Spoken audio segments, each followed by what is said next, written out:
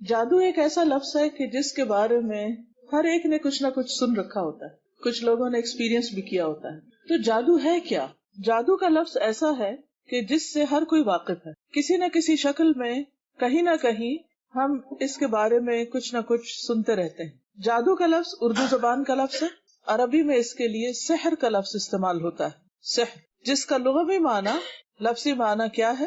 دھوکہ دینا، حیلہ کرنا، حقیقت سے پھیرنا، باطل کو حق کی صورت میں ظاہر کرنا، یا کوئی چیز کسی کے سامنے ایسی ملمہ سازی کر کے پیش کرنا کہ دیکھنے والے حیران اور ششدر ہو جائیں، یعنی کسی چیز کی اصل حقیقت کو چھپا دینا اور اس کے اوپر ایسی ملمہ سازی کرنا کہ وہ دوسرے کو کچھ سے کچھ نظر آئے۔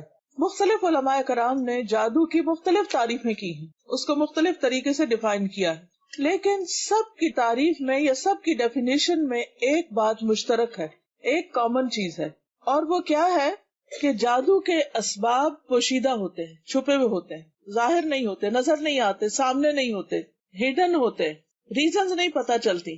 جادو میں عام طور پر شیاطین، ارواح خبیثہ یا ستاروں سے مدد مانگی جاتی، دوسرے لفظوں میں غیر اللہ سے مدد مانگی جاتی، اسی لیے جادو شرک اور کفر کے درجے میں پہنچ جاتا ہے۔ جادو ایک نفسیاتی اثر ہوتا ہے، ایک سائیکولوجیکل انفلوئنس ہوتا ہے، اثر ہوتا ہے جو نفس سے گزر کر جسم کو بھی اسی طرح متاثر کر سکتا ہے جس طرح جسمانی اثرات جسم سے گزر کر نفس کو متاثر کرتے ہیں۔ مثلاً یہ پین ایک جسم رکھتا ہے، مادی چیز ہے، اگر اس مادی چیز کو جسم پر لگایا جائے تو کیا ہوتا ہے؟ جسم کو جو درد ہوتی ہے یہ صرف درد جسم تک نہیں ہوتی، اگر یہ درد شدید ہو تو آپ ایک ٹرامے سے گزرتے ہیں، آپ کی روح بھی اس سے متاثر ہوتی ہے، آپ کا نفس اس سے متاثر ہوتا ہے۔ اسی طرح بعض چیزیں جسم پر نہیں روح پر اثر انداز ہوتی ہیں، نفس پر اثر انداز ہوتی ہیں، انسانی جان پر اثر انداز ہوتی ہیں، جو پھر جسم کو بھی متاثر کر دیتی ہیں۔ اس لیے جادو سے صرف نفسیاتی بیماریاں نہیں بلکہ جسمانی بیماریاں بھی ہونے لگتی ہیں۔ مثلاً خوف ایک نفسیاتی چیز ہے، لیکن خوف کا اثر جسم پر ہوتا ہے، رونقیں کھڑے ہو جاتے ہیں، دل دھڑکنے لگتا ہے، رنگ پیلا پڑ جاتا ہے، ہاتھ پاؤں بازو کو ٹھنڈے ہونے لگتے ہیں جب آپ کسی سے ڈرتے ہیں، کسی کے روب میں آتے ہیں۔ اسی طرح خوشی کے اثرات بھی ہوتے ہیں، جب ہم خوش ہوتے ہیں یا کوئی اچھی چیز دیکھتے ہیں تو اس سے بھی اوور ویلمڈ ہوتے ہیں، اس کے اثرات بھی ہمارے جسم پر ہوتے ہیں۔ تو جادو جب انسان پر ہوتا ہے تو اس کے جسم اور اس کے حواس اور اس کی روح اور اس کے نفس یعنی اس کی پوری شخصیت پر کسی نہ کسی طرح کے اثرات ہوتے ہیں، کبھی تھوڑے ہوتے ہیں کبھی زیادہ ہوتے ہیں، لیکن بِإِذْنِ اللہ اثرات ہوتے ہیں۔ اگر اللہ تعالیٰ نہ چاہے تو کوئی چیز کسی کو نقصان نہیں دے سکتی، نہ اس کا کوئی اثر ہوتا ہے۔ مثلاً جب کوئی جسمانی بیماری بھی لگتی ہے تو اس کے وائرسز ہر طرح موجود ہوتے ہیں، مثلا فلو پھیلتا ہے یا طاعون پھیلتا ہے یا کوئی اور متعدی مرض پھیلتی ہے، تو یہ تھوڑی ہوتا کہ ہر ایک کو لگ جائے۔ کس کو لگتی ہے؟ جس کو اللہ چاہتا ہے، اللہ کے اذن سے، اللہ کے حکم سے، ورنہ بعض لوگ مریضوں کے بیچ میں ہوتے ہیں اور انہیں کچھ بھی نہیں ہوتا۔ اسی طرح آپ دیکھیے کہ جیسے میگنیٹ ہوتا ہے، مقناطیس، اگر آپ اس کو سونے پر رکھیں اس سے کوئی فرق نہیں پڑے گا، اگر آپ اس کو چاندی پہ رکھیں کوئی فرق نہیں پڑے گا، لیکن اگر آپ اس کو لوہے پہ رکھیں تو لوہا مقناطیس کی طرف کھینچنے لگے گا۔ اسی طرح کچھ لوگوں پر جادو کے کلمات یا ان عملیات کا اثر ہوتا ہے اور کچھ پر نہیں ہوتا۔ اس کے کئی اسباب بیان کیے گئے ہیں کہ کب اثر ہوتا ہے کب نہیں ہوتا، لیکن اصل چیز یاد رکھیے کہ اللہ کا اذن ہوتا ہے۔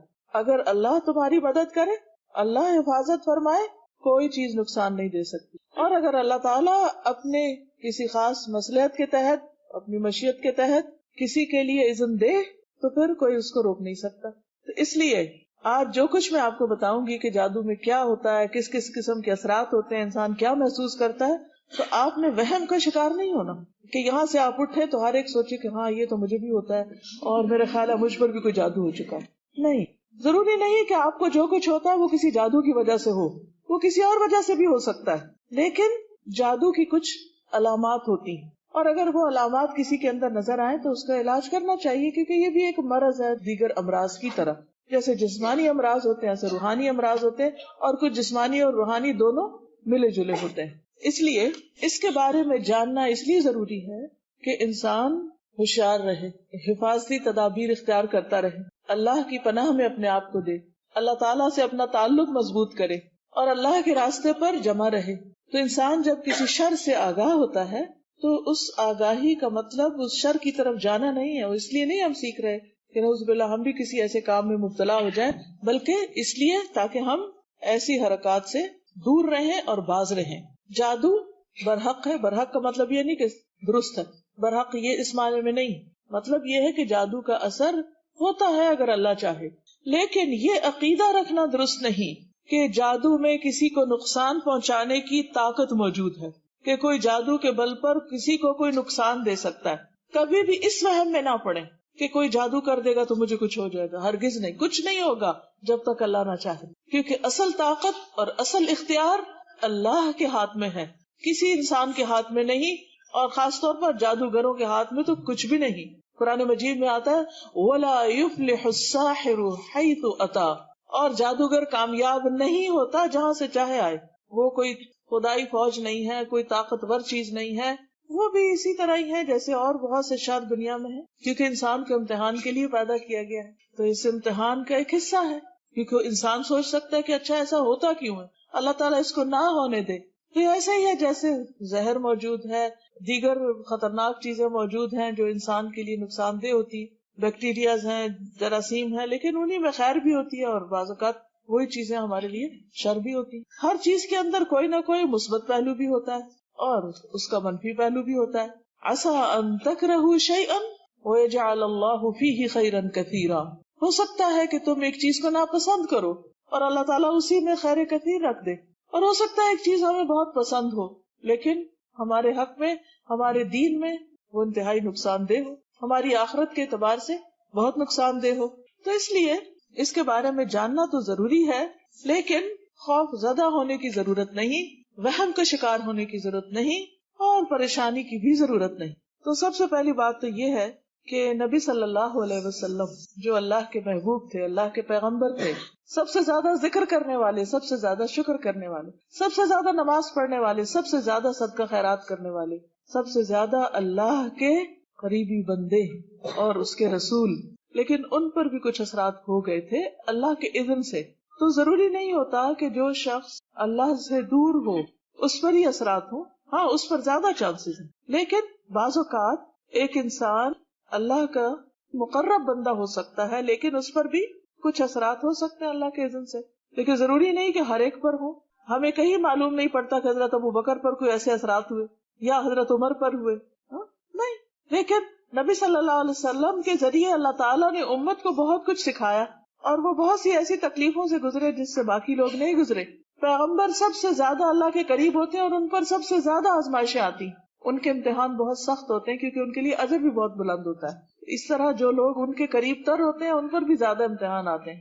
ایسے موقع پر انسان کو صبر کرنا چاہیے اور اللہ کی رضا پر راضی رہنا چاہیے، اللہ کے فیصلوں پر راضی رہنا چاہیے. تو حضرت عائشہ رضی اللہ تعالیٰ عنہا سے روایت ہے کہ نبی صلی اللہ علیہ وسلم پر جادو کیا گیا تھا. اس کا اثر یہ ہوتا تھا کہ آپ خیال فرماتے کہ آپ فلاں کام کر چکے ہیں حالانکہ آپ نے وہ کام نہیں کیا ہوتا، یعنی آپ نے کام نہیں کیا لیکن آپ کے ذہن میں آتا تھا کہ شاید میں نے کر لیا ہے وہ کام.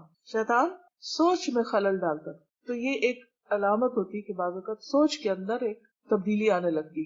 اسی طرح حضرت عائشہ رضی اللہ تعالی عنہا پر بھی جادو ہوا تھا. جی ہاں، یہ مسند احمد کی حدیث ہے، 24,126 اس کا نمبر ہے، اگر آپ دوبارہ کہیں دیکھنا چاہیں. عمرہ کہتی ہیں جو ان کی شاگرد خاص ہیں کہ ایک مرتبہ عائشہ رضی اللہ تعالی عنہا بیمار ہو گئی اور ان کی بیماری کا دورانیہ بہت لمبا ہو گیا. عام طور پر ہوتا نا انسان بخار ہو، نزلہ ہو، گلا خراب ہو، ہفتہ لگ جاتا ہے، 10 دن لگ جاتے ہیں، ٹھیک ہو جاتا ہے. لیکن بعض اوقات آپ نے دیکھا ہوگا کہ کوئی بیماری آتی ہے اور وہ نارمل روٹین سے زیادہ ٹائم لے جاتی، انسان بہت مشکل سے ریکور ہوتا ہے اور بعض اوقات ہوتا ہی نہیں، بہت تاخیر ہو جاتی. تو ان کی بیماری کا دورانیہ بہت لمبا ہو گیا. اسی دوران مدینہ منورہ میں ایک طبیب آیا. حضرت عائشہ رضی اللہ عنہا کے بھتیجے اس کے پاس گئے اور عائشہ رضی اللہ عنہا کی بیماری کے متعلق پوچھا. اس نے کہا کہ تم جس عورت کی یہ کیفیت بتا رہے ہو، یعنی یہ نہیں بتایا گیا تھا کہ حضرت عائشہ ہی ہیں، بس یہ بتایا کہ کسی خاتون کو اس طرح بیماری. کہا کہ جس عورت کی کیفیت تم یہ بتا رہے ہو اس عورت پر تو جادو کیا گیا ہے. اور پھر یہ تحقیق کرنے پہ پتا چلا کہ باندی نے، آپ کی لونڈی نے جادو کیا تھا. عام طور پر وہ قریبی لوگ ہی ہوتے ہیں یا گھر کے ملازم یا بعض اوقات جو قریب میں ایسے لوگ جن کو ایکسس ہوتا ہے مثلا انسان کے بالوں پہ یا ناخنوں پہ یا اور چیزوں پہ. تو اس سے جب تحقیق کی گئی تو اس نے اقرار کر لیا، اس نے کہا ہاں میں نے کیا تھا. میں چاہتی تھی کہ آپ فوت ہو جائیں تو میں آزاد ہو جاؤں، کیونکہ عائشہ رضی اللہ عنہا نے اس باندی سے کہہ رکھا تھا کہ میرے مرنے کے بعد تم آزاد ہو جاؤ گی۔ عائشہ رضی اللہ عنہا نے حقیقت کے سامنے آنے پر فرمایا اس باندی کو عرب میں سب سے طاقتور لوگوں کے ہاتھ بیچ دو اور اس کی قیمت اس جیسی ایک باندی پر خرچ کر دو، یعنی کسی اور کو آزاد کر دو، لیکن اب اس کو آزادی نہیں ملے گی۔ تو اس سے یہ پتہ چلتا ہے کہ بعض اوقات حسد میں یا کسی مفاد کی خاطر یا ایسے ہی کسی دشمنی کی وجہ سے لوگ دوسرے کو تکلیف دینے کے لیے ایسے اعمال کرتے ہیں۔ اسی طرح بعض اوقات شیطان انسان کو ستاتا ہے، وہ بچوں کو بھی نہیں چھوڑتا، وہ بڑوں کو بھی نہیں چھوڑتا، وہ ہر ایک کے پیچھے۔ اور بعض اوقات جب انسان اللہ کے راستے پہ آنے لگتا ہے تو ایک نہیں کئی شیطان پیچھے لگ جاتے ہیں، شیطانوں کے لشکر پیچھے لگ جاتے ہیں اور مختلف طرح سے ستاتے ہیں۔ سنن ابن ماجہ کی ایک حدیث ہے، عثمان بن ابی العاص کہتے ہیں، عثمان بن ابی العاص نے نبی صلی اللہ علیہ وسلم سے کہا، اے اللہ کے رسول صلی اللہ علیہ وسلم، مجھے نماز میں ایسی صورتحال پیش آتی کہ مجھے یاد نہیں رہتا کہ میں نماز میں کیا پڑھ رہا ہوں، بہت کنسنٹریشن کی کوشش کرتا ہوں لیکن خلل ہوتا رہتا ہے۔ اب ویسے ہی ہر ایک کے ساتھ ہوتا ہے، لیکن جب یہ علامت شدید ہو جائے کہ کچھ بھی سمجھ نہ آئے، بالکل انسان بکھلایا رہے، یعنی ایک وہ ہوتی ہے نا جو ایک نارمل کیفیت ہوتی ہے، آپ کنسنٹریٹ کرتے ہیں آدھی رکعت میں کرتے ہیں اور ایک دم شیطان اچک کے لے جاتا ہے، پھر پلٹ آتے ہیں، پھر لیکن ایک یہ ہے کہ جیسے کہ بکھلا جاتا ہے انسان اور کچھ سمجھ نہیں آتی، تو ان کی کیفیت زیادہ تھی۔ آپ نے فرمایا یہ شیطان کا اثر، میرے قریب آؤ۔ میں آپ کے قریب ہوا اور پنجوں کے بل بیٹھ گیا، یعنی آپ نے میرے سینے پر ہاتھ مارا اور میرے منہ پہ تھتکارا، یعنی کچھ پڑھ کے یعنی جھاڑا ان کو، اور فرمایا اے اللہ کے دشمن نکل جا۔ آپ نے 3 بار ایسا کیا، پھر فرمایا اپنے کام پہ چلے جاؤ۔ عثمان فرماتے ہیں میری عمر گواہ ہے، یعنی اب تک جب تک میں زندہ ہوں، یعنی تھرو آؤٹ مائی لائف، کہنے کا ایک انداز ہے کہ اس کے بعد شیطان نے مجھے پریشان نہیں کیا، وہ نکل گیا۔ تو یہ اس طرح کے بھی بعض اوقات اثرات ہوتے ہیں، تو اس میں بس سمپل سا علاج ہے، اور یہ علاج بہت آزمودہ ہے۔ بعض اوقات آپ دیکھیں گے کہ چھوٹے بچے بے وجہ رونا شروع کر دیتے ہیں اور روئے چلے جاتے ہیں، روئے چلے جاتے ہیں، آپ ان کو دنیا کی ہر وہ چیز دیتے جس سے وہ بہل جاتے ہیں، لیکن وہ نہیں بہلتے۔ اسی لیے حکم دیا گیا نا کہ مغرب کے بعد جب سورج ڈوب جائے تو بچوں کو باہر نہیں نکلنے دو۔ کیوں؟ خود ہمارا دین ہمیں بتاتا ہے کہ اس وقت شیاطین زمین پر پھیل جاتے ہیں، تو بچوں کو نہیں نکلنے دو، کیونکہ بچے چھوٹے ہوتے ہیں، کمزور ہوتے ہیں، اور جنات اور شیاطین کمزوروں پر زیادہ اثر کرتے ہیں، ان کے پیچھے ہو جاتے ہیں۔ اب کیا کرنا چاہیے؟ کرنا یہ چاہیے کہ آپ ماں کی حیثیت میں اپنے دل کو پہلے مضبوط کریں، آیت الکرسی پڑھ کے، اس کے بعد آپ وہی صورتیں جن کو معوذتین کہا جاتا ہے وہ پڑھ کے آپ تھتکاریں، یعنی پھونک مار دیں اور منہ سے بول کے کہیں چلے جاؤ یہاں سے، جو بھی چلے جاؤ یہاں سے، پوری قوت، خود نہیں ڈرنا کہ آپ بھی ہوش ہوئے پڑے ہیں۔ اور انشاءاللہ آپ اس میں فائدہ دیکھیں گے۔ کسی بابے کے پاس جانے کی نہیں ضرورت، آپ اس کی اماں ہیں، آپ نے ہی دم کرنا ہے، کہیں اور نہیں جانا۔ بہرحال یہ یاد رہے کہ جادو جو ہے یہ کفر ہے۔ قرآن مجید میں سورۃ البقرہ میں آیت نمبر 102 ہے، اللہ سبحانہ وتعالی فرماتے ہیں وَاتَّبَعُوا مَا تَتْلُو الشَّيَاطِينُ عَلَى مُلْكِ سُلَيْمَانَ وَمَا كَفَرَ سُلَيْمَانُ وَلَكِنَّ الشَّيَاطِينَ كَفَرُوا يُعَلِّمُونَ النَّاسَ السِّحْرَ وَمَا أُنزِلَ عَلَى الْمَلَكَيْنِ بِبَابِلَ هَارُوتَ وَمَارُوتَ وَمَا يُعَلِّمَانِ مِنْ أَحَدٍ حَتَّى يَقُولَا إِنَّمَا نَحْنُ فِتْنَةٌ فَلَا تَكْفُرْ فَيَتَعَلَّمُونَ مِنْهُمَا مَا يُفَرِّقُونَ بِهِ بَيْنَ الْمَرْءِ وَزَوْجِهِ وَمَا هُمْ بِضَارِّينَ بِهِ مِنْ أَحَدٍ إِلَّا بِإِذْنِ اللَّهِ وَيَتَعَلَّمُونَ مَا يَضُرُّهُمْ وَلَا يَنفَعُهُمْ وَلَقَدْ عَلِمُوا لَمَنِ اشْتَرَاهُ مَا لَهُ فِي الْآخِرَةِ مِنْ خَلَاقٍ وَلَبِئْسَ مَا شَرَوْا بِهِ أَنفُسَهُمْ لَوْ كَانُوا يَعْلَمُونَ۔ اور یہ یہود تورات کی بجائے اس چیز کے پیچھے پڑ گئے، یعنی جنتر منتر کے، جو سلیمان کے دور حکومت میں شیاطین پڑھا کرتے تھے۔ سلیمان علیہ السلام نے ایسا کفر کبھی نہیں کیا، بلکہ کفر تو وہ شیطان لوگ کرتے تھے جو لوگوں کو جادو سکھاتے تھے۔ نیز یہ یہود اس چیز کے بھی پیچھے پڑ گئے جو بابل میں، عراق کا ایک شہر ہے، ہاروت اور ماروت 2 فرشتوں پر اتاری گئی۔ یہ فرشتے کسی کو کچھ نہ سکھاتے تھے جب تک یہ نہ کہہ لیتے کہ ہم تو تمہارے لیے آزمائش ہیں، سو تم کافر نہ بنو، فلا تکفر، کفر نہ کرو۔ پھر بھی یہ لوگ ان سے ایسی باتیں سیکھتے جن سے وہ مرد اور اس کی بیوی کے درمیان جدائی ڈال سکیں، حالانکہ وہ اللہ کے حکم کے بغیر کسی کو بھی نقصان نہیں پہنچا سکتے تھے، اور باتیں بھی ایسی سیکھتے جو انہیں دکھ ہی دیں، فائدہ نہ دیں۔ اور وہ یہ بات بھی خوب جانتے تھے کہ جو ایسی باتوں کا خریدار بنے گا اس کا آخرت میں کوئی حصہ نہیں، کتنی بری چیز تھی جسے انہوں نے اپنی جانوں کے عوض خریدا، کاش وہ اس بات کو جانتے ہوتے۔ تو اس آیت سے یہ پتہ چلتا ہے کہ جادو کا کھیل کھیلا جاتا ہے، شیاطین کی مدد سے ہوتا ہے۔ اللہ سبحانہ و تعالیٰ نے اہل کتاب کے امتحان کے لیے 2 فرشتے اتار کر ان کے ذریعے بھی لوگوں کو سکھایا، جبکہ وہ خود بتا دیتے تھے کہ ہم آزمائش ہیں، لیکن لوگ پرواہ نہیں کرتے تھے کہ اللہ کا حکم کیا ہے۔ اللہ کا حکم پیٹ پیچھے پھینک کر جادو سیکھنے میں لگ جاتے۔ وہ کہتے تھے کہ کفر نہ کرو۔ اس سے یہ پتہ چلتا ہے کہ جادو کا سیکھنا سکھانا شیطانی اور کفریہ کام ہے۔ جو ایسا کرتا ہے وہ کفر کا ارتکاب کر لیتا ہے۔ پھر یہ کہ جادو کا پہلا ہدف کیا ہوتا ہے؟ شوہر بیوی کے درمیان جدائی ڈالنا۔ لیکن یاد رکھیے کہ جب تک اللہ نہ چاہے ایسے کوئی کر نہیں سکتا۔ اور آیت کے آخر سے یہ بھی پتہ چلتا ہے کہ جادو کا سیکھنا اور سکھانا سراسر نقصان کا باعث ہے، نفع کا باعث نہیں۔ انسان اس کے بدلے میں اپنی جان کو بیچ ڈالتا ہے، یعنی ہمیشہ کے لیے جہنم کا خریدار بن جاتا ہے، اپنی آخرت برباد کر کے دوسروں کی دنیا خراب کرتا ہے۔ تو کتنا مہنگا سودا ہے جو وہ کر رہا ہوتا ہے۔ یہود کے ہاں جادو مشہور تھا، نبی صلی اللہ علیہ وسلم پر بھی انہوں نے ہی کیا تھا۔ اللہ سبحانہ وتعالیٰ قرآن مجید میں فرماتے ہیں سورۃ النساء آیت 51 میں، أَلَمْ تَرَ إِلَى الَّذِينَ أُوتُوا نَصِيبًا مِنَ الْكِتَابِ يُؤْمِنُونَ بِالْجِبْتِ وَالطَّاغُوتِ، کیا تم نے ان لوگوں کی حالت پر بھی غور کیا جنہیں کتاب کا کچھ علم دیا گیا، وہ جادو اور شیطان پر ایمان رکھتے؟ یؤمنون بالجبت والطاغوت، کہ وہ ایسی خرافات کے پیچھے ایک طرف کتاب کا علم رکھتے ہیں اور دوسری طرف یہ خرافات کرتے ہیں۔ تو اس لیے آج کے دور میں مسلمانوں کے اندر بھی ان کے اتباع میں یہی عادت آ گئی کہ بہت سے دیندار حضرات جو کہ بہت نیکی کا کام بھی کرتے ہیں اور نماز روزہ بھی کرتے ہیں اور شرعی حلیہ بھی بنا رکھا ہوتا ہے، لیکن اس کے ساتھ ساتھ ایسے عملیات بھی کر رہے ہوتے ہیں۔ تو اس سے پرہیز کرنے کی ضرورت ہے، اس سے بچنے کی ضرورت ہے۔ کیوں؟ اس لیے کہ نبی صلی اللہ علیہ وسلم نے فرمایا جادو کرنے اور کروانے والے کا آپ سے کوئی تعلق نہیں، آپ نے اپنی امت سے اس کو خارج قرار دیا۔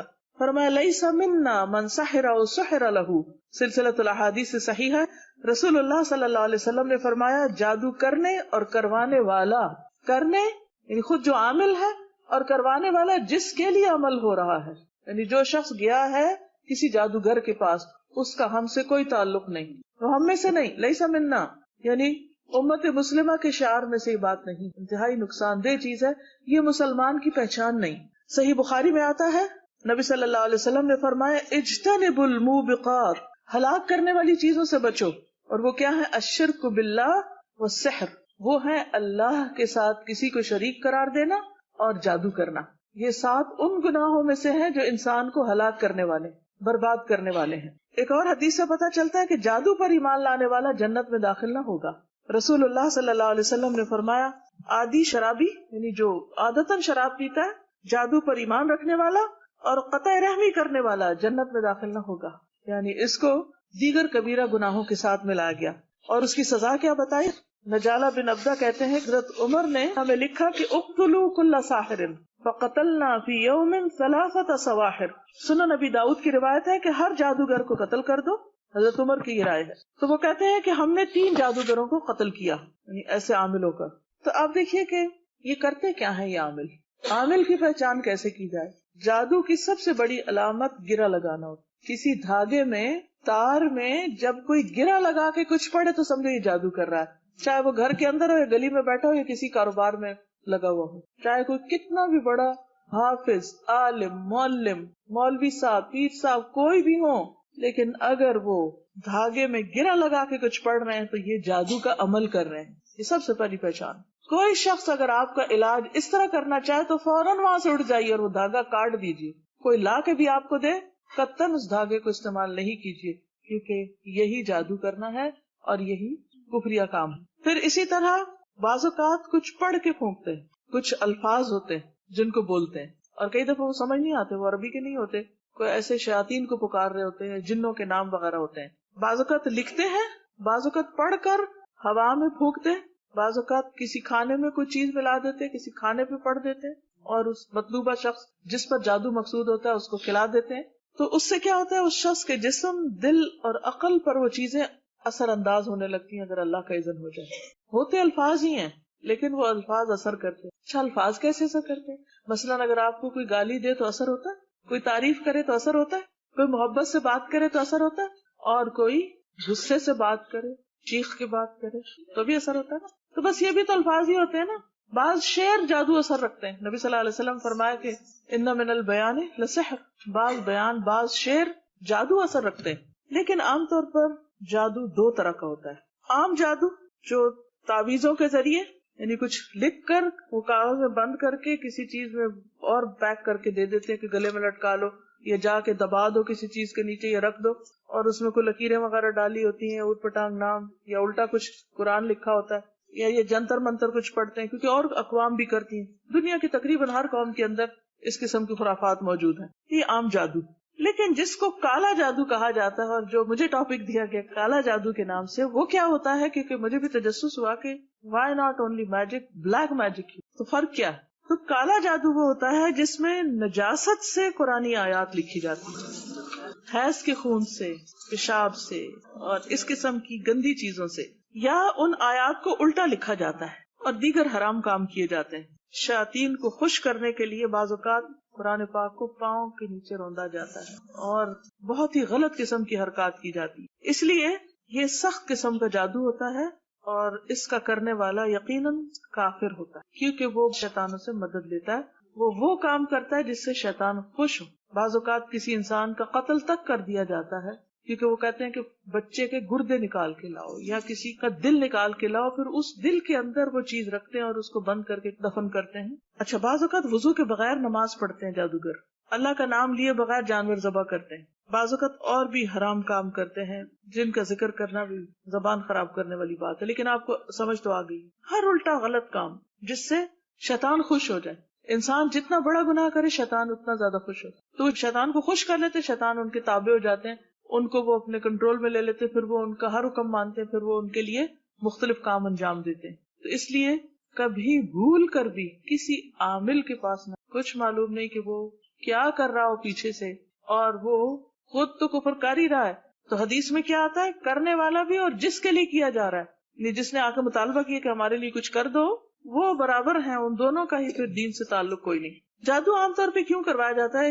ایک جادو ہوتا ہے سحر تفریق، جدائی ڈالنے کے لیے. سب سے پہلے تو میاں بیوی میں، دوستوں میں، ماں بیٹے میں، بہن بھائیوں میں، رشتہ داروں میں، خاندانوں میں، دو کاروباری پارٹنرز میں. بعض اوقات دیکھا نا کہ پارٹنرشپ سے کاروبار بہت آگے جا رہا ہے تو ان کے درمیان لڑائیاں ڈلوانے کے لیے. اسی طرح سحر محبت، کسی کے دل میں اپنی محبت ڈالنے کے لیے، جیسے کسی عورت کے لیے، مرد کے لیے، کسی بھی شخص. پھر سحر تخیل، جو وہم ڈال دیا جاتا ہے. کئی لوگ آپ نے دیکھا ہوگا ہاتھ دھوئے ہی چلے جاتے ہیں، ان کو لگتا ہی نہیں کبھی وہ پاک ہوئے ہیں، وہ وضو ہی کرے چلے جاتے ہیں. نہاتے ہیں تو گھنٹوں نہاتے رہتے ہیں، واش روم سے نہیں باہر نکلتے. تو باتھ روم جو ہے یا ٹوائلٹ جو انتہائی گندی جگہ، اس میں انسان کو بس ضرورت کا ہی ٹائم لگانا چاہیے اور فوراً باہر آنا چاہیے. عموماً شیاطین ایسی ہی جگہوں پر ہوتے ہیں، تو اس میں انسان کو نہیں ہونا چاہیے، یعنی کہ وہاں سے بچنا چاہیے، گندی جگہوں سے. جسمانی گندگی سے بھی بچنا چاہیے کیونکہ وہ شیاطین کو گندگی پسند ہے. تو وہ پھر عموماً ایک وہم سا انسان کو ہو جاتا ہے، انسان شکی ہو جاتا ہے، ہر ایک پہ شک، ہر ایک کے اندر سے فالٹ ڈھونڈنا. پھر سحر جنون ہوتا ہے، انسان پاگلوں جیسی حرکتیں کرنے لگتا ہے، دماغ مفلوج ہو کے رہ جاتا ہے، کوئی عقل کی بات نہیں کرتا انسان. اسی طرح سحر خمول، سستی میں مبتلا کرنے والا، ہر وقت ایک لتھارجی، کاہلی، نماز کو دل نہیں کرتا، قرآن پڑھنا ایک مصیبت لگتا ہے، اور کوئی بھی نیکی کا کام بہت ہی مشکل. بعض وقت لوگ کہتے ہیں نا کہ ہم سے تو لفظ نہیں منہ سے نکلتا، پڑھا ہی نہیں جاتا، کیا کریں. کبھی کہا نا ان کو بھائی اگر ایسی کیفیت ہے تو اللہ کی پناہ میں آؤ، کہتے کیا کریں، منہ سے نہیں نکلتا، دل ہی نہیں چاہتا. پھر سحر حواتف، چیخو پکار میں مبتلا کرنے والا، کہ جس پہ وہ ہوتا ہے وہ چیختا ہے، چلاتا ہے، چھوٹی چھوٹی بات پہ حد سے زیادہ غصے میں آ جاتا ہے، توڑ پھوڑ اور ایک مجنون کسی کیفیت ہو جاتی ہے. بعض اوقات سحر امراض جیسے مرگی کی کیفیت یا مختلف اور بیماریاں کی شکل میں. پھر سحر استحاضہ کی بیماری، جیسے حدیث میں بھی آتا ہے نا کہ یہ تو شیطان کی ایک دھوکہ ہے، تاکہ انسان کبھی یہ سوچے میں پاک ہی نہیں ہوں تو میری کیا نماز میں خشوع و خضوع ہی نہیں. تو نماز میں خشوع و خضوع تو انسان کی کامیابی کی علامت ہے، اور اگر اس میں خلل آتا ہے تو یہ شیطان کا وار ہوتا ہے. تو دشمنی یا حسد ہوتا ہے بعض اوقات کہ کسی کے ساتھ بنتی نہیں، اور بعض اوقات رشتوں میں خلل ڈالنے کے لیے. اب یہ ہوتا ہے کہ جب ایسے کوئی اثرات انسان پر ہوتے ہیں تو اس کی جو ایک نارمل عادت ہوتی ہے کہ بہت ہمبل ہے، بااخلاق ہے اور محبت کرنے والا ہے، مثلا شوہر ہے یا باپ ہے، تو وہ الٹی الٹی حرکتیں کرنے لگتا ہے، بچوں پہ غصہ کرنے لگتا ہے، اریٹیٹڈ، چڑچڑاپن، اور عبادات سے دلچسپی نہیں. بعضوں کا جسم کے کسی خاص حصے میں درد شروع ہو جاتا ہے بلا وجہ. سارے ٹیسٹ کرائے جاتے ہیں, میڈیکلی کوئی ریزن نظر نہیں آتی, سمجھ ہی نہیں آتی. بعضوں کا ڈراؤنے خواب آنے لگتے ہیں اور انسان کو ایسی بھیانک چیزیں نظر آتی ہیں کہ وہ سو نہیں پاتا. بعضوں کا خون کے چھینٹے نظر آتے ہیں. کبھی طے شدہ کپڑوں کو کاٹا جاتا ہے, اس میں کٹ کے نشان ہوتے, جیسے مثلاً قمیض طے کر کے رکھی تو جو ہارٹ کی جگہ ہے اس کے اوپر جیسے کسی نے یوں لگتا ہے جیسے کسی نے چھری مار کے یا کوئی کینچی کی نوک مار کے اس جگہ کو کاٹا ہے. بعض اوقات خاوند یا بیوی ایک دوسرے کو بہت بدنما نظر آتے ہیں کہ نفرت آتی ہے, ان کی شکل اچھی نہیں لگتی, حالانکہ وہی شخص دوسروں کو اچھا لگ رہا ہوتا ہے, مگر بیوی یا شوہر کو وہ آپس میں ایک دوسرے کو ان کو بالکل ان کا دل اٹھ جاتا ہے. حتیٰ کہ جو ان کا جسمانی تعلق ہوتا ہے اس میں سخت مشکل پیش آتی. بعض اوقات اولاد کی بندش کے لیے کیا جاتا ہے, بعض اوقات جسمانی تعلق کی بندش کے لیے.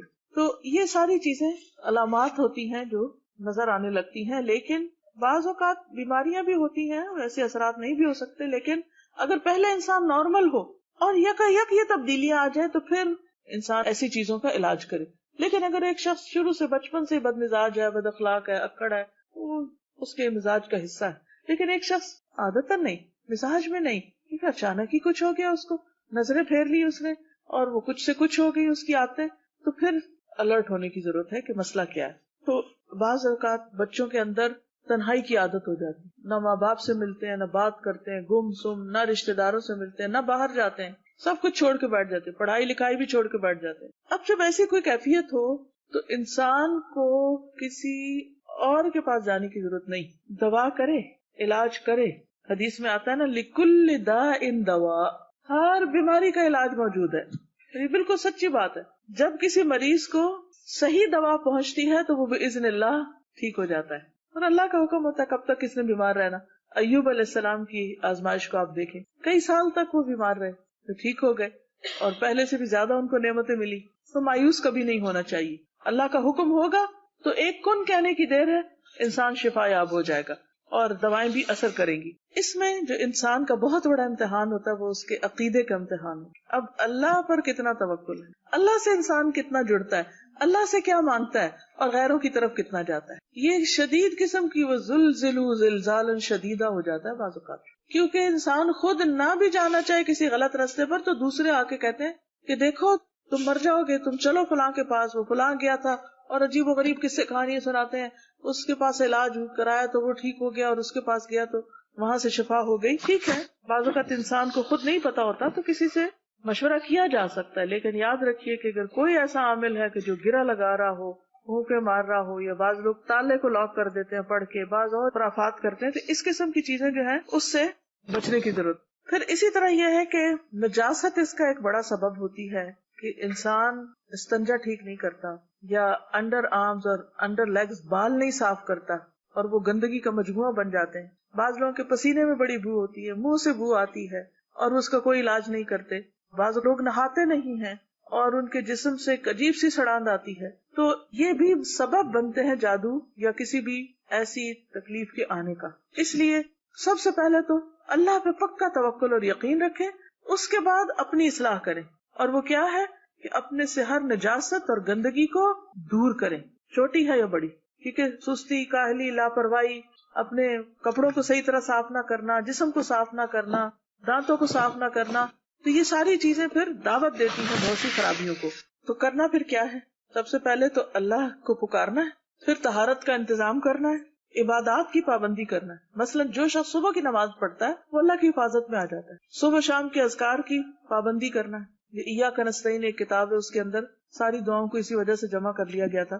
کثرت سے اللہ کا ذکر کرنا, استغفار کرنا کہ ما اصابکم من مصیبت فبما کسبت ایدیکم ویعفو عن کثیر, جو مصیبت تم کو آئی تمہارے اپنے ہاتھوں کی کمائی کا نتیجہ ہے, اور اللہ تعالیٰ تو بہت سے قصوروں کو معاف بھی کر دیتا ہے.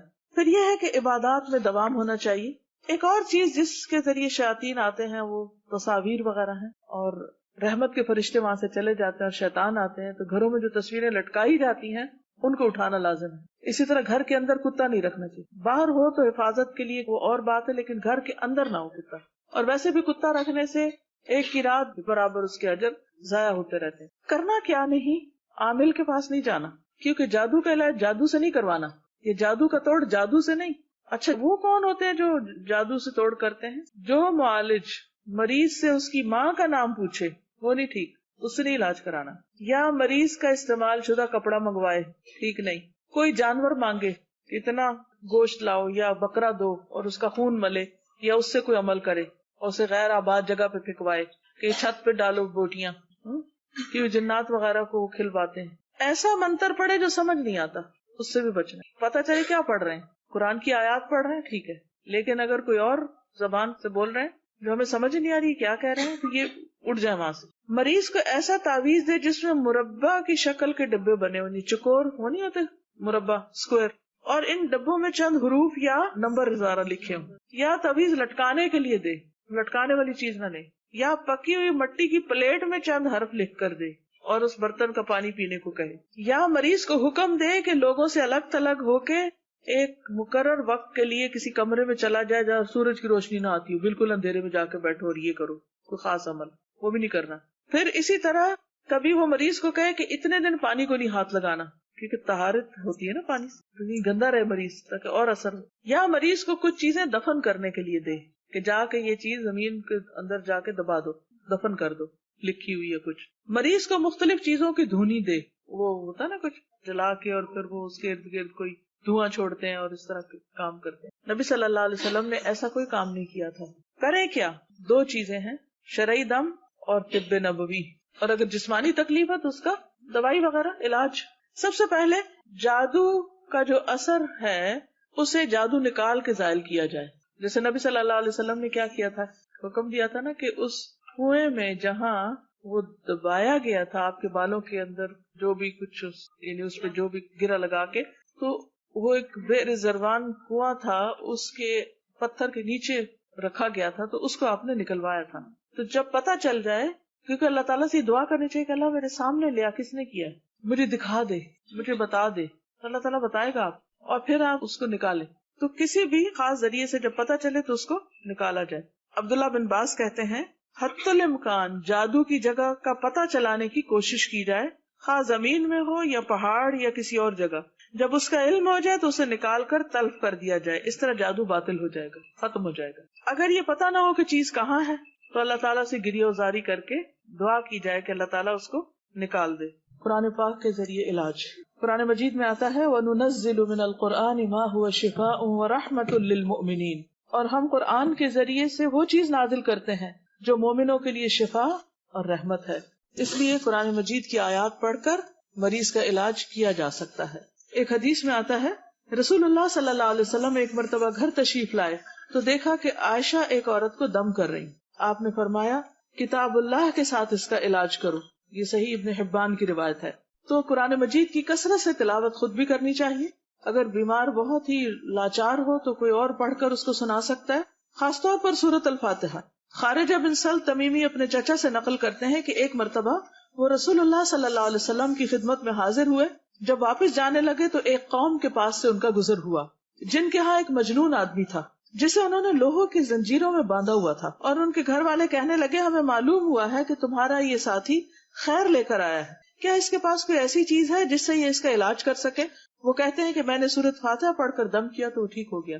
اصل بات ہے یقین کی، کیونکہ سورۃ الفاتحہ میں آتا ہے ایاک نعبد و ایاک نستعین. تو اس وقت انسان نیت کر لے کہ اللہ تو ہی ہماری مدد کر اور اس بلا کو دفع کر، اہدنا الصراط المستقیم، اور ہمیں سیدھا راستہ دکھا کہ ہمیں کرنا کیا چاہیے، کس طرح ہم اس مصیبت پر قابو پائیں. اسی طرح سورۃ البقرہ کی آخری آیات ہیں اور قرآن مجید کے کچھ اذکار ہیں جن کو پڑھا جا سکتا ہے. قرآن پاک کی آیات کے علاوہ مسنون اذکار ہیں جن کا پڑھنا انسان کو فائدہ دیتا ہے. رسول اللہ صلی اللہ علیہ وسلم نے فرمایا جو کسی منزل پہ پڑاؤ ڈالے یعنی کسی جگہ پر جائے تو یہ دعا پڑھ لے تو اس جگہ سے کوچ کرنے تک کوئی چیز اسے نقصان نہیں دے گی. اور وہ کیا ہے؟ اعوذ بکلمات اللہ التامات من شر ما خلق.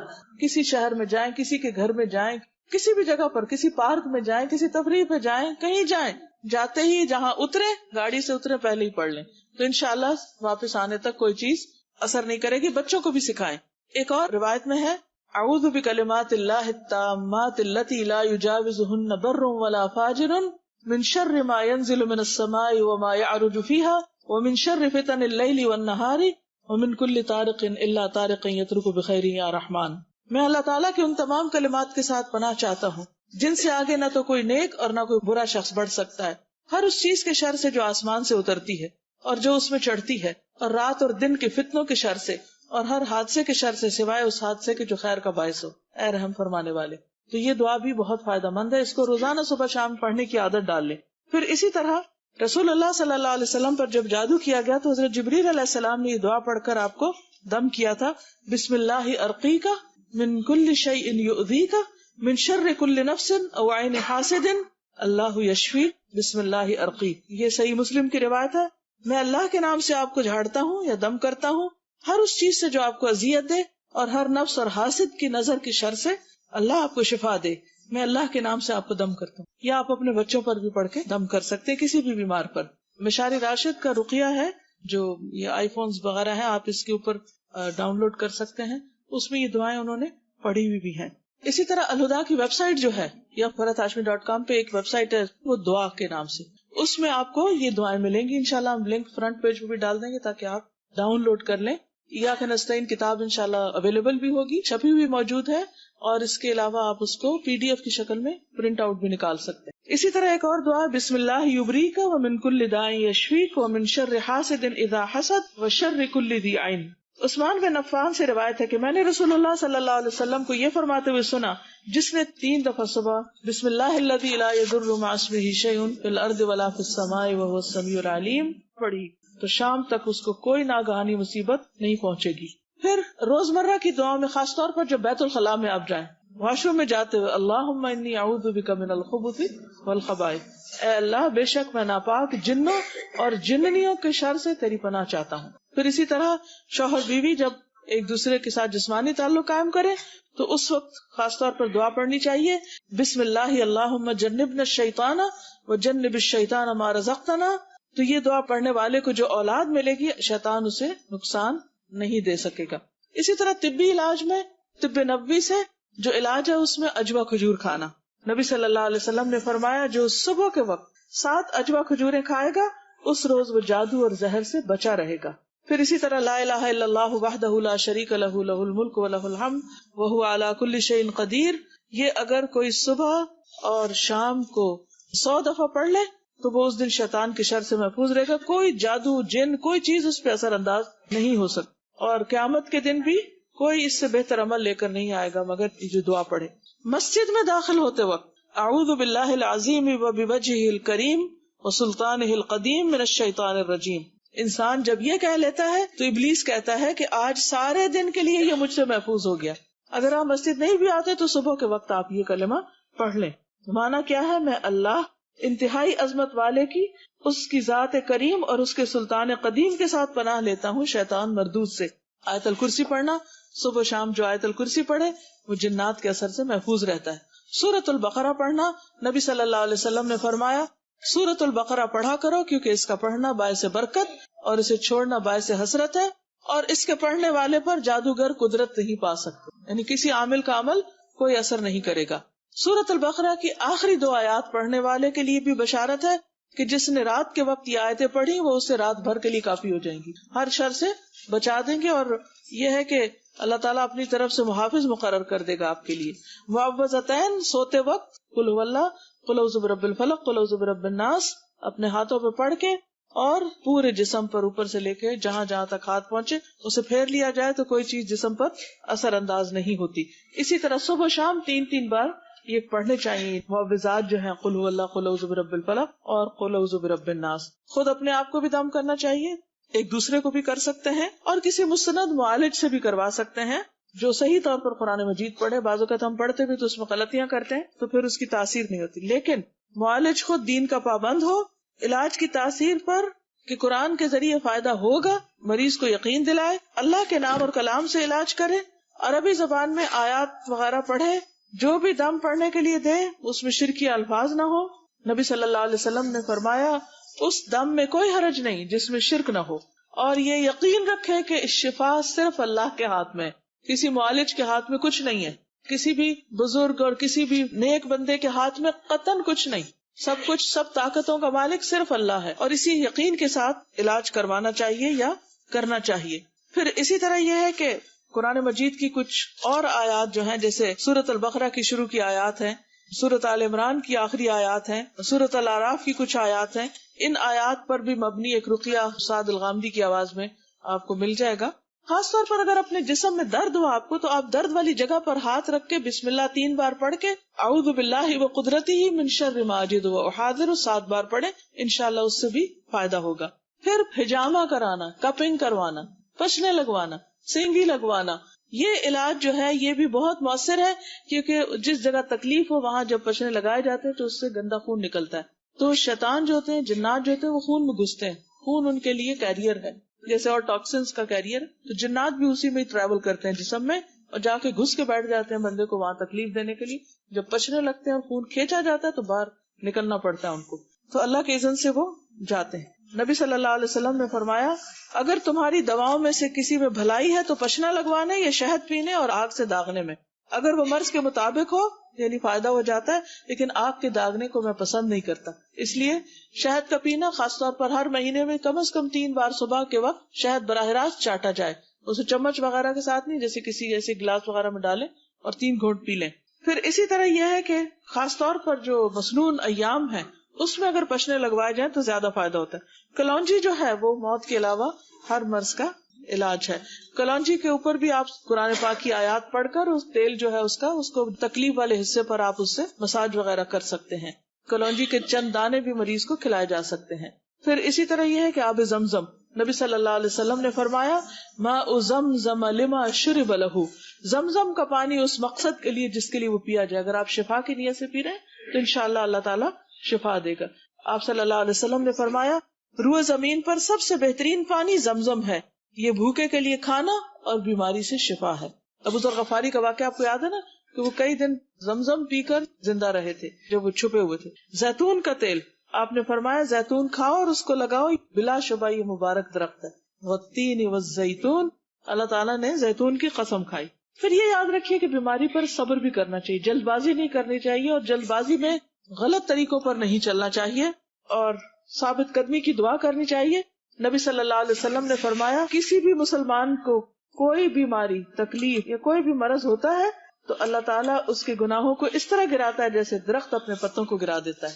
تو یہ ایک ذریعہ بن جاتا ہے. دشمن تو آپ کو نقصان دینا چاہتے ہیں لیکن وہ آپ کے لیے خیر کا ذریعہ بن جاتا ہے گناہوں کو دور کرنے کا. سارے آج کی بات میں ایک یہ یاد رکھ لیں تو بہت فائدہ ہوگا، کیونکہ ہم تکلیف میں گھبرا بہت جلدی جاتے ہیں.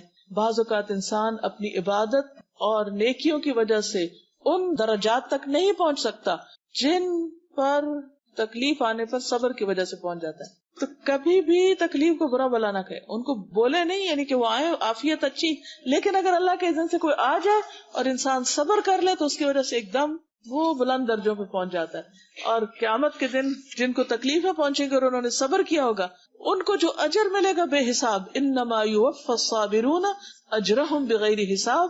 تو ان کا اجر دیکھ کر دوسرے لوگ کہیں کہ کاش دنیا میں ہماری سکن کینچے سے کاٹی جاتی، ہم صبر کرتے اور اسی قسم کا اجر پاتے. ایک کالی عورت تھی جس کو مرگی کا دورہ پڑتا تھا، تو اس نے کہا میرے لیے آپ دعا کریں کہ میں ٹھیک ہو جاؤں. تو آپ نے فرمایا اگر تم صبر کرو، یعنی میں کروں گا تو ٹھیک ہو جائے، لیکن صبر کرو تو تمہارے لیے اس کے بدلے جنت ہے. تو اس نے کہا کہ میں صبر کروں گی، بس آپ یہ دعا میرے لیے ضرور کر دیں کہ اللہ تعالیٰ میرا سطر ڈھانپے رکھے، یعنی کہ میرا سطر نہ کھلا کرے. تو آپ نے اس کے لیے دعا کی. اس حدیث سے بھی پتہ چلتا ہے کہ اگر کوئی دکھی ہے تکلیف میں تو کسی سے اگر دعا کرنے کے لیے کہتا ہے تو کوئی بدعت نہیں ہے. پھر اسی طرح بیری کے پتوں سے علاج، بیری کے 7 پتے لے کر 2 پتھروں کے درمیان کوٹ لیں، پانی میں ملا دیں اور اس پر آیت الکرسی اور قل هو اللہ وغیرہ پڑھ کے 3 گھونٹ اس میں سے پی لیں اور باقی کو جسم پر بہا لیں، تو انشاءاللہ اس سے بھی اثرات دور ہوں گے. فتح الباری میں اس طریقے کو بتایا گیا. لیکن شعبدہ بازوں کے پاس اور عاملوں کے پاس جا کر غلط طریقوں سے علاج نہیں کرنا چاہیے. حرام چیزوں کے ساتھ علاج نہیں کرنا چاہیے. تو حرام چیز پی کے یا کھا کے، اور جادو کا علاج جادو سے کرانا جو ہے، یا کاہنوں کے پاس جانا، عراف کے پاس جانا، یہ پتہ لگانے کی کوشش کرنا اچھا کس نے کیا ہے، کیا ہوا، اور وہ غلط باتیں بتاتے اپنے بہن بھائیوں کے نام بتا کے لڑائی ڈلوا دیتے. اتنا تو جادو سے نقصان نہ ہوا جتنا غیب کے علم معلوم کرنے سے نقصان ہوا اور انسان کا ایمان گیا. تو ایسی چیزوں سے رکنا چاہیے. پھر اسی طرح نبی صلی اللہ علیہ وسلم نے فرمایا میری امت کے 70,000 لوگ بلا حساب جنت میں داخل ہوں گے. یہ وہ لوگ ہیں جو نہ جھاڑ پھونک کرواتے ہیں، نہ فال لیتے ہیں، بلکہ اپنے رب پر بھروسہ کرتے ہیں. ایسے کاہنوں، نجومیوں، عرافوں کے پاس نہیں جانا چاہیے، کیونکہ ان کے پاس جانے سے نبی صلی اللہ علیہ وسلم نے فرمایا جس نے کسی نجومی کے پاس جا کر اس سے کسی چیز کے بارے میں سوال کیا کہ مثلا مجھ پہ کس نے جادو کیا، اس کی 40 رات کی نمازیں قبول نہ ہوں گی۔ نبی صلی اللہ علیہ وسلم نے فرمایا جو کسی کاہن یا نجومی کے پاس جائے اور اس کی باتوں کی تصدیق کرے کہ ہاں ہاں بالکل ایسے ہی، یہ جو آپ بتا رہے ہیں صحیح کہہ رہے ہیں، تو گویا اس نے محمد صلی اللہ علیہ وسلم پر نازل ہونے والی شریعت سے کفر کیا۔ اللہ تعالی ہم سب کی حفاظت فرمائے ایسے تمام شر سے اور شرارتوں سے، لیکن یہ ہے کہ خاص طور پر ہمیں اللہ تعالی کی حفاظت میں رہنے کے لیے اللہ کی طرف رجوع کرنا چاہیے۔ آپ ان اذکار کی صبح شام خود بھی پابندی کیجیے اور دوسروں کو بھی پڑھنے کے لیے کہیے۔ اللہ تعالی ہم سب کو ہر طرح کی ناگہانی مصیبتوں، پریشانیوں اور ہر طرح کے خوف سے نجات عطا فرمائے۔ آپ سب کے لیے دعائیں اور نیک تمنائیں۔ السلام علیکم ورحمۃ اللہ وبرکاتہ۔ سقمہ